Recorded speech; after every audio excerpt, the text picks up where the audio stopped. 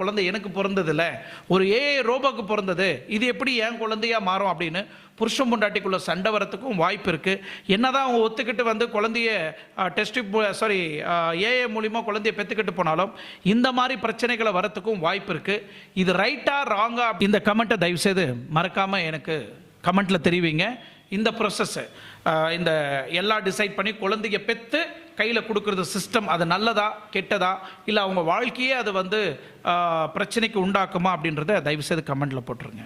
Technology இப்போ இம்மிடியேட்டாக வரப்போகிறது கிடையாது. ரொம்ப லாங் டர்ம், ரொம்ப லாங் ப்ரொசஸிங் இது, சரிங்களா? இந்த டெக்னாலஜி அவ்வளோ சீக்கிரம் வந்துடாது. பட் கண்டிப்பாக ஒரு 50-60 வருஷத்தில் இந்த டெக்னாலஜி வந்துடும். அன்றைக்கி நம்ம உயிரோடு இருக்க போகிறோமான்னு நம்மளுக்கு தெரியல. பட் இன்றைக்கி நான் உங்களுக்கு சொல்லிடுறேன். எனக்கு ஒரு விஷயம் தெரியணும்.